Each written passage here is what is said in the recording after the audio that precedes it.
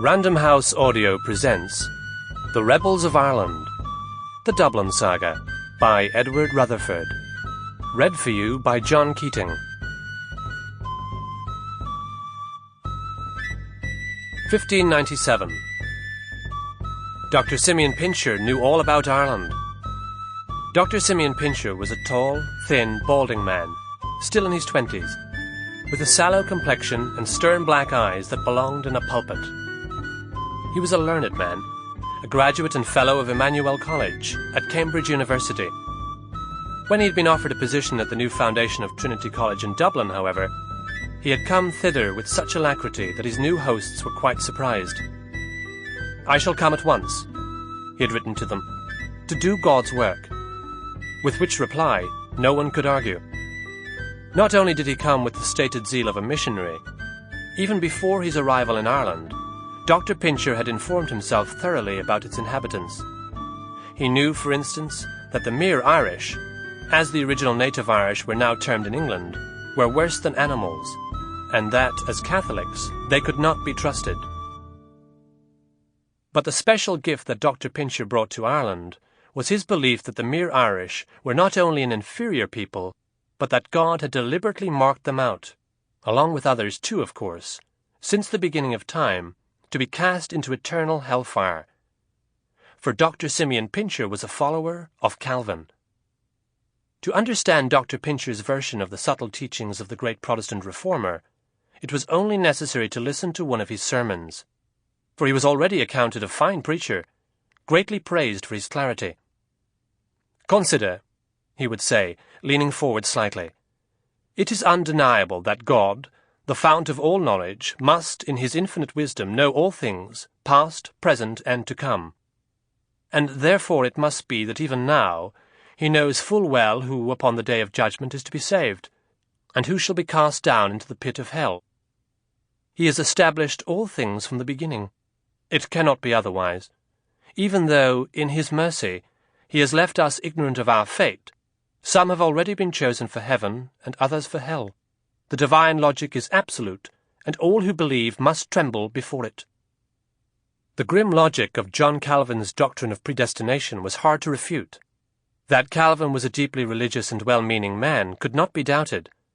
His followers strove to follow the loving teachings of the Gospels, and to live lives that were honest, hard-working, and charitable. But for some critics, his form of religion ran a risk. Its practice could become unduly harsh. Moving from France to Switzerland, Calvin had set up his church in Geneva. Following a strict moral regime, and reporting their neighbours to the authorities for any failure to live according to God's law, his congregation did not only seek to earn a place in heaven, but also to prove to themselves and to the world that they were indeed the predestined elect who had already been chosen to go there. Might there perhaps be hope for some of those not in the Calvinist congregation? Perhaps. No man could know the mind of God. But it seemed doubtful. In particular for those in the Catholic Church, the future looked bleak. Did they not indulge in popish superstitions and worship the saints as idols, things specifically prohibited in the Scriptures? To Dr. Pincher, it seemed that all followers of the Pope in Rome must surely be on their way to perdition, and that the natives of Ireland, whose bad character was so well known already, were probably in the devil's clutch already. It was a quiet day, with a light breeze, when Simeon Pincher arrived at Dublin from England. His ship had anchored out in the Liffey. A waterman rowed him to the Wood Quay, and he had just clambered onto the terra firma of Ireland, represented by the old quay, when, quite suddenly, something happened, and the world turned upside down. The next thing he remembered, he was lying face down, conscious of a great roar, and that something had given him a huge blow in the stomach so that he could hardly breathe.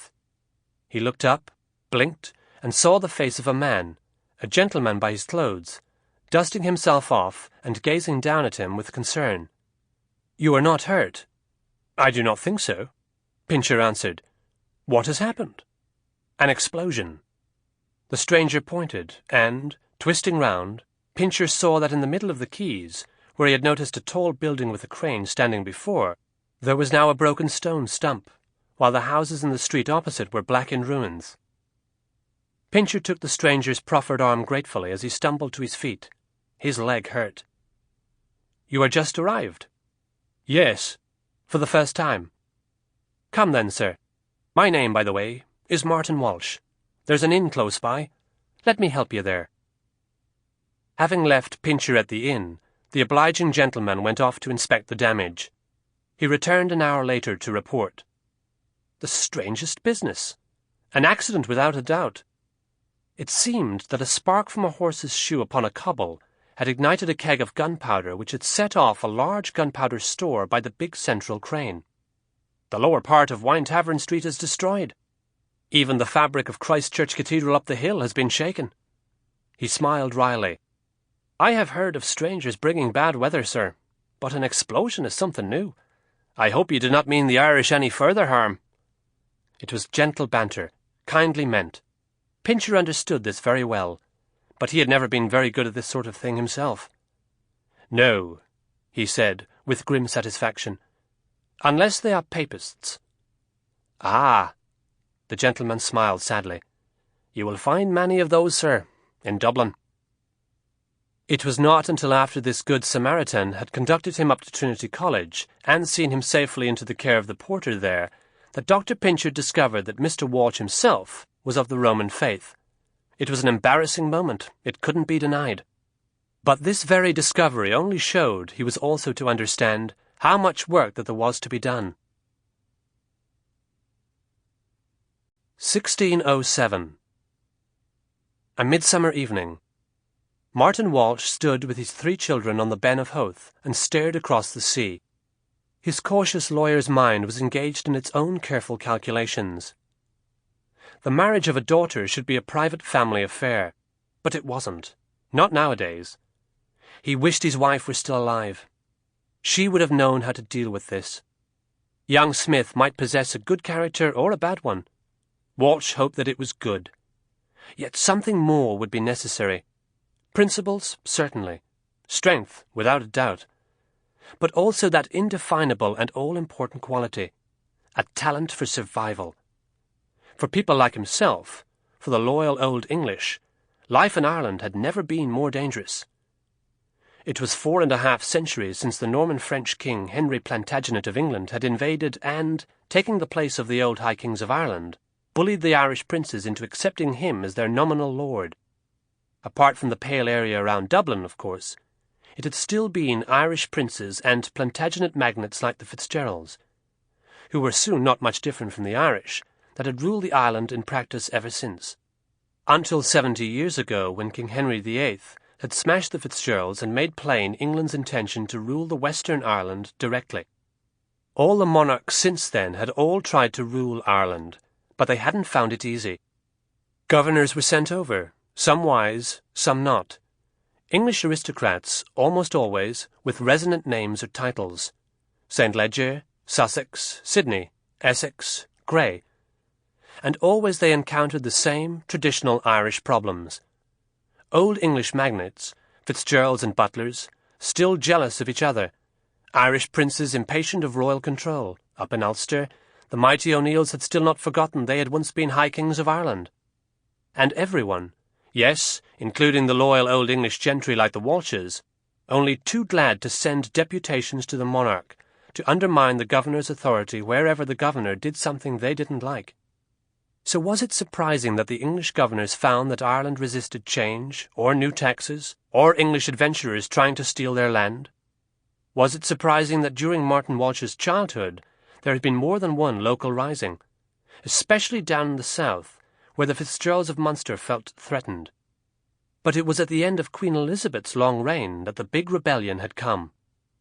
Of all the provinces of Ireland, Ulster had the reputation as the wildest and the most backward. Ulster chiefs had watched the progress of the English officials in the other provinces with disgust and increasing restlessness.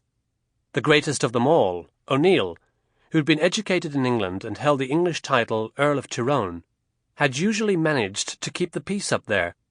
Yet in the end it had been Tyrone who led the revolt.